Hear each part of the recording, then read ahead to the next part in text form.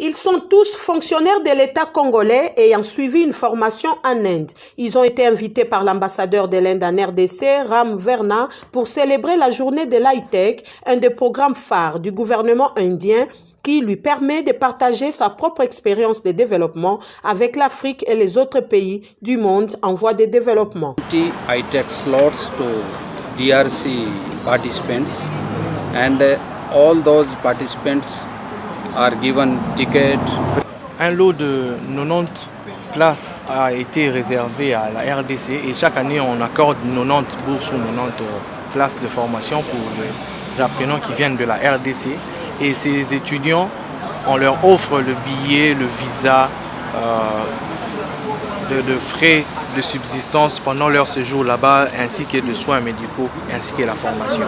Avec ces programmes high-tech, la République de l'Inde arrive à dispenser plus de 300 cours de formation à court, moyen et long terme dans divers domaines, médecine, agriculture, informatique, journalisme de développement, architecture et autres. Les quelques Congolais ayant étudié en Inde et qui étaient présents à cette cérémonie ont pu partager leur expérience tout en soulignant les avantages de ces programmes, non seulement en termes de connaissances et d'expérience, mais aussi parce qu'ils leur donnent l'occasion d'interagir avec les étudiants des autres pays du monde et d'apprendre davantage sur l'émergence de la République de l'Inde, sa culture et ses traditions.